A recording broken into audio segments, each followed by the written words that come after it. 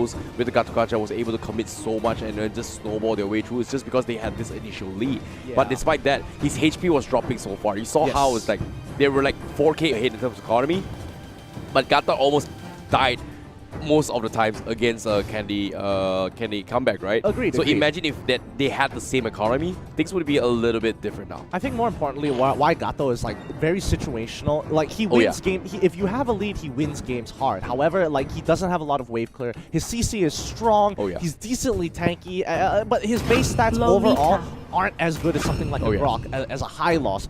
And I think that's where it kind of like, you know, when the situation arises and you're running out of tanks, Gato is not too bad. Masha as well as Lolita going to be the initial lock-ins for Candy comeback. Very ideal, especially with the Masha. We all know Masha has kind of been devastating the tournament so far. Every time someone picks a Masha, it's like it's something that you have to worry about. On the other hand, Burmese Ghouls going to be locking in both. Going to be locking in the Lunox, High Loss, as well as the Jawhead. Yeah, a little bit of displacement and stuns here. Crowd control is going to be nice. But from the side of Burmese Ghouls here, we had, like you said, Masha, Lolita, and Esmeralda. They have so much to open things up in terms of the mage drafts as well as towards the marksman's division here. Because right now, it seems like, hey, you know, I can play a little bit of Esmeralda here. I can play a little bit of Chang'e as well, which is smart because Burmese Ghouls, they had banned it off. That's definitely something they need to worry about as well. Yeah, I don't know here, because in terms of the bans, I think it's pretty open-ended for both sides. I think the Jawhead is quite an interesting flex pick for Burmese Ghouls, and it seems like they really enjoy using the Jawhead, but it's kind of sad to see that they don't want something that can like hard carry games, but they want to have him in a position where it's, oh, you won't scale that well, you can make a lot of plays, you're going to be relevant if you land the injector. And that's kind of the condition which I don't enjoy, because you have to be so close to ensure you get that injector off. But that's the thing, it's very similar to a Franco as well. Agreed. It's very similar to a mid-sitar as well. But at least Franco can do it at a safe distance. Okay, fair enough. Fair enough. But in this case here, Gatokacha seems to be Burmese Ghoul going to be taking the same comp again. And they really enjoy this, apparently. Yeah, and I think this is particularly interesting because now Candy Comeback has to really make a decision, because we know for a fact Masha is going to be going up against the Jawhead, and they kind of need mid-control here. The Grok is going to be a great addition to the team, but again, do they want to make that same mistake where they walk in, they don't have the high loss this time, somebody either takes a Revitalize, and they have to beg the question like, do we win this level 1? Which I would say is arguably in Burmese Ghouls' favor. Carry. Wait. Hey man, it's not the first time we've seen... No, wait. Am I seeing this wrong? No, it's right. Am I seeing this right? I don't like it, but I have to say, it's annoying to deal with. It's a Nana. Yeah, have you not seen it? It's been in the meta for a real long time. She's a hero. She's a hero at MLBB. She's been there for like a really long time. Very early hero. Reworked a couple of times. Yeah, I mean, I'm okay with it. I would prefer other mages for sure, but I think they have to really think about this, because now they're going to be lacking a lot of magic damage, which fair enough. Okay. Nana as your main mage, I think you're you're begging a little too much for it. Like, you're hoping for a little too much for her to scale. Okay, I like the Nana pickup if you're playing like a support. I like the Nana pickup if you're playing like this kind of poke annoying damage. But based on the drafts here, I feel like they don't exactly have enough damage output. Honestly speaking, from getting up back, I don't think they have enough damage to compensate with the Nana. Agreed. I might be wrong, but still. I mean, sure. I don't think it's gonna work. Personally, I don't think it's gonna work out. I think they just need something that has some strong early game clear. They could have gone for the Gushin. They could have gone for something else. But I think Nana overall is a safe-ish pick, because even if you do get caught out, her passive allows you to kind of escape from those situations. Okay, fair enough. So I guess I guess since game 1, I hope it didn't get too much to their heads that it's like, oh, we messed up level 1. Let's pick a hero so that we can kind of contest that level 1, but also if we die, it's like we're not going to get punished too hard. I think you can still play Nana in off lane. It's great, but their main mage is a Nana. Yeah, no, I disagree with it. Absolutely, like 100% here. But I want to be proven wrong. I'm definitely giving them the benefit of the doubt here. Fair enough. I'm expecting Bister to be playing out of his mind in this game. Fair enough here, Gideon. But ladies and gentlemen here, this is going to be Candy Comeback going up against BURMESE GHOULS, pulling out a crazy strategy here. But now Conan on the Masha is going to poke his way through, and look at that, PV and DV, you know, half HP down already. Yeah, Jawhead just does not win these trade-ups, and these are one of the matchups where Masha is actually favorable. Strangely enough, favorable, even though she pretty much loses to every other matchup in the game. Jawhead can't really do too much because Konak easily, until level 2, that's when PVG might actually make something happen here. Well, speaking of which, nothing much happened here. I think Candy Comeback, they've definitely learned their lessons from previous games here. Do not contest it, just overextend. Play it safe here, get those levels up. They have the advantage. Lolita and Masha and Grok needs those levels. And then we might potentially see a couple of 4v1 situations here. And not to mention as well, I think Granger definitely needs a little bit more farm from side Candy Comeback before it actually comes online. So maybe the Blade of Despair as well as the Jungle Blades comes in. This is where they will start hitting those damage. But BURMESE GHOULS, are they going to let that slide? That's going to be the thing here, because right now they're diving on towards this Gato Gacha. Here comes the wall and the dodge as well. Revitalize the Hex. Where is it? Where's the Hex? Okay, he's here. Yep, I mean, Ice, he knows what he has to do. He understands he doesn't clear waves very fast, but he can survive a lot of damage. And now Masha, forced to be pushed out of the bot lane. They're going to get a lot of damage there. Mistake. Yeah, no, it's still okay. They're dedicating too many resources on top side. They're losing pressure mid and bottom. And again, another kill going over. But let's look at the replay one more time, because if you look at the mini-map in the replay itself, you can see that Jawhead has free farm down to the bot lane. He's going to break that bottom lane very, very soon. Mid lane is so far ahead already, dedicating 4 members up into the top side, having so many there. They might have lost a lot more gold than they should have. Well, BURMESE GHOULS, they try to play a little bit sneaky play. They're gonna shut them off here. I like this rotation as well. You saw how Kid01, they went to this buff here. The whole intention is just to buy type of PV and DV to take this tier 1 here. So great decision. Now the map is kind of open as well. This is where they're gonna go try and contest the turtle. Maybe try to buy a little bit of time here. Nana is level 5 now from the start of Candy Comeback. Yeah, I mean 2 minutes 30 seconds. They already have a turtle. They already have bot tier 1. They're going to be losing their bottom side a lot. Like, their entire jungle is going to slowly get collapsed. The mid lane is going to be broken down at some point. BURMESE GHOULS are looking in prime position. Candy Comeback needs to get like a good fight in now.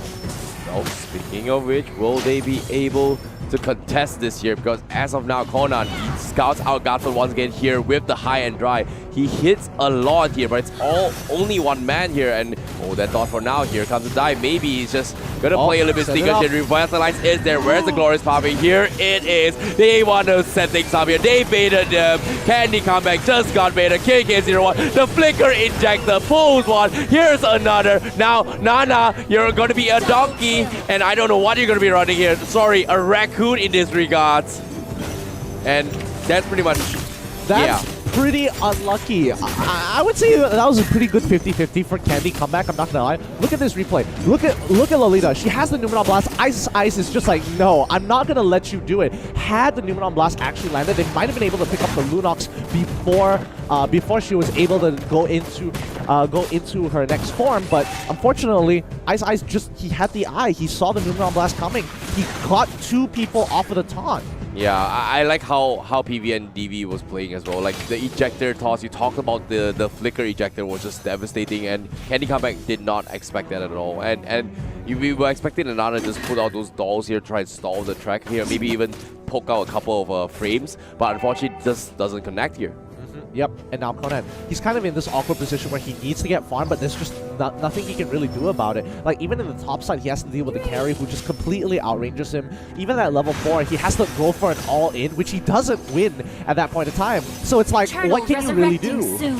Oh, well, you can always kill off PV and DV right now because he's all by himself. His 2 guys diving in here, but at the same time, they have to back off. Kid01 is on the side as well. Top side, Kid Ice gonna try and poke Conan as well, where he is gonna back off, but this is gonna be a dead one. Yep, North's gonna take a little too much. He thought he was out of range. takes a little bit too much damage, goes down, and Ice is just having the time of his life here. Like, the moment he has his ult, he's like, all right, let's go for a dive. And maybe he's walking around, he's not too scared of this. He knows Lunox is coming into the backside, pops the Revitalize, and now Conan is in trouble. Numenon Blast gonna slow them down just enough. They're gonna turn it around. They actually find a catch.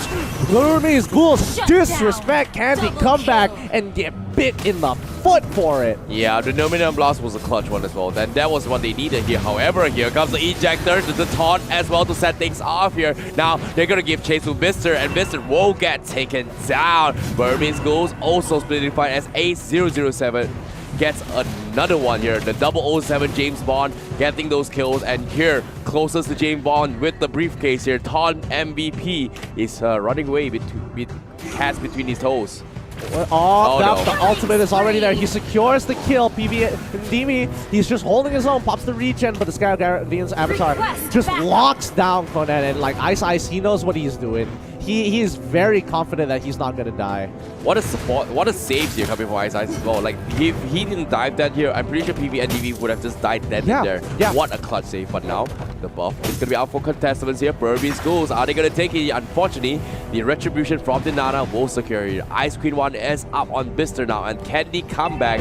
They're actually putting Burmese Ghoul at bay.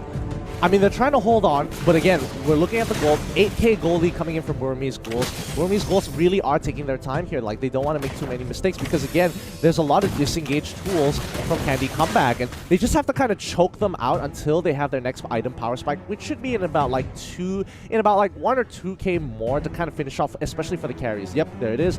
Ice, Athena Shield coming in for Ice. I'm worried for that. Like, the Athena Shield is going to be able to block out all the magical damage output coming from Nana as well, coming from Mister. And Mister right now has like the Ice Queen one, so he needs a couple more items if you really want to scale as well into the later stage of the game. But it's tough. It's tough. It's tough. It's tough. Wow, really greedy build coming in from the carry. He's trying to build both the Endless Battle as well as the Golden the Golden Scepter at the same time. Why not? Yeah, it's like, I've got the extra gold. Don't worry about it, guys. Speaking of which here, Ice gonna stall their way through. Here comes some barrier as well. He's gonna try and buy things down. Can they come back? Do they want to contest this here? But the shield coming from Lolita gets baited out. It seems to me they're gonna be focusing on the turtle again from the side of Burmese Ghouls. Yep, and now Turtle going into the side of Burmese Ghouls. What they want to do after that is kind of really look for a potential dive, set up especially to get priority over the top side, and then look to play on the bottom side. Oh, hold that thought for now, because Ice catches on the Nana. They can't seem to pop the Raccoon out, but Norse, he's gonna get paid off. The stun is there. Revive is a little bit too late. Here comes the Glorious Fire Wave. The Sky Guardian Avatar is there as well. Connects onto multiple players, and Tops, he's pretty much there. The double Revitalize, and the Tops back as well. The Ejector for BB and DV. Oh my gosh. It's just the casual layup. Once in a while, he just comes on and is just like, hey, you think you're saving? Nope. Alley-oop, my friend. But I gotta see that here. That feels like a basketball scene all over here. Like, casualty flickers, after the double viral. Where is it? Yeah. Oh, alley-oop. Wow. And not to mention, he was like, what, one step ahead? He anticipated him to do that before he actually did it. Wow. Yep. And now Ace got the golden staff, and then Carry is going to be pretty much unstoppable for the most part. Level 13 on top of that, like, oh boy, Candy comeback. They're in the exact same position that they were in the previous game. What a crazy game indeed here, but the lead here right now is about 10,000 of hit from the side of Burmese Ghouls, and I'm not too sure if Candy Comeback can defend against this here. I mean, there are opportunities. You can make plays. There are playmaking capabilities, but right now, the biggest win condition, Masha, is just so far behind. Like, she really needs a lot of gold to get her going. Yeah, definitely here, but with the turtle buff up on towards Kid as well, here comes initiation. Where's the Tonic Glorious Pathway getting used as well? Burmese Ghouls, they will clean house, killing spree for Kid 001. They get North with the ejector as well. CC, what can they do? It's time to concede soon. Burmese Ghouls, they're gonna try and take this game 2-0, but the tier 3s are getting pretty much exposed. Burmese Ghouls are just muscling their way in. They're like, we know we have items. We're going to walk right into base. What are you going to do? And they're forcing them into a rock and a hard place. Sky Guardian's Avatar comes right in. They pick up an easy kill. Killing spree coming in for their carry. They're going to be knocking onto their crystal. And yes, they have just muscled their way through into the base. Well, 2-0 indeed. Burmese Ghouls. Very fantastic performance. But the jaw hate pickup. Huh, wow. It's super annoying. Yeah, it's annoying is one thing, but they've been winning so much with the Jawhead here. Well, we have to be very worried of what PVNDV is doing with the Jawhead. Well, I think PVNDV, I think when you give him something like a Jawhead, I'm not going to write it out entirely, but I think this isn't exactly the greatest showing. It kind of shows you the good points about Jawhead, but it doesn't show you the bad points because for once, Jawhead he has a lead. He has a huge lead, and the rest of the team is kind of like plowing through the rest of the team. And the moment he gets the endless battle, it's like, all right, this is the mid game. This is where we dominate. Look at the goal differences between a lot of their carries. It's just so substantial that like he doesn't really need to do much but just make plays. He's not really looking to fight. He has to survive out the lane. He doesn't need to force out plays. Yeah, definitely here, and not to mention as well, I feel like in terms of laning, in terms of farming, in terms of just compositions and communication here, Burmese Ghoul is definitely on the upper hand in that regard. So they have the edge. They've been playing together for quite some time. Coming to ins here is pretty much a very convincing storm there. I hate to admit it here. They definitely had a very convincing 2-0 storm against Candy Comeback right there. Yeah, and they didn't even play super aggressive as well. No really big blunders coming in, especially for Candy Comeback. And I think at this point in time, Candy Comeback, they're playing the game very standardly, and I think they need to kind of rethink what they're trying to do. Because after game 1, I think they lost a little bit of their confidence, and they went into something like Nana, which is super safe overall as a mage, but again, it doesn't bring that power, that punch you need